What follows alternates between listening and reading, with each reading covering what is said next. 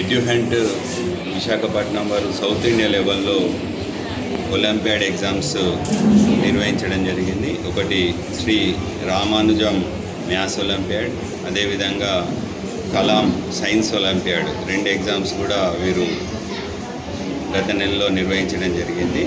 దీంట్లో దాదాపుగా 300 schools participate చేయడం జరిగింది. దాంట్లో మా గాయత్రి విద్యానికేతన్కి చెందినటువంటి విద్యార్థులు రాష్ట్ర స్థాయిలో, సౌత్ ఇండియా స్థాయిలో సెకండ్ ర్యాంక్ సాధించేసి సిల్వర్ మెడల్స్ సాధించడం జరిగింది. అదేవిధంగా థర్డ్ ర్యాంక్ సాధించి బ్రాంజ్ మెడల్ కూడా సాధించడం జరిగింది.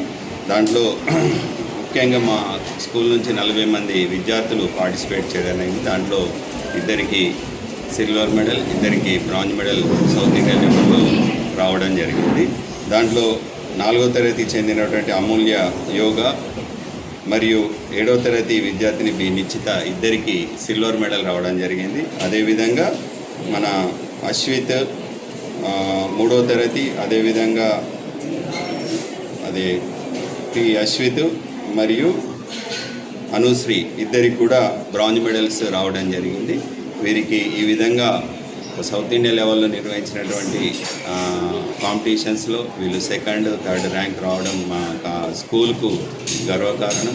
వీరు ఆ విధంగా వీరికి ప్రిపేర్ చేయించినటువంటి అధ్యాపకులకు కూడా నేను వారికి అభినందనలు తెలియజేస్తున్నాను.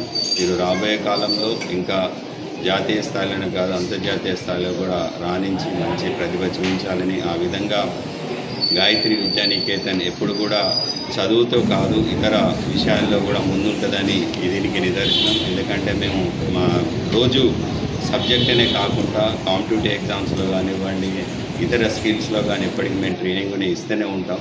కాబట్టి దానిలో భాగంగానే వీరి యొక్క ప్రతిభను కనబర్చారని మేము తెలియజేస్తూ, ఈ విధంగా మెడల్ సాధించినటువంటి విద్యార్థులకు మరియు అధ్యాపక బృందానికి నా యొక్క ధన్యవాదాలు, శుభాకాంక్షలు తెలియజేస్తున్నాను.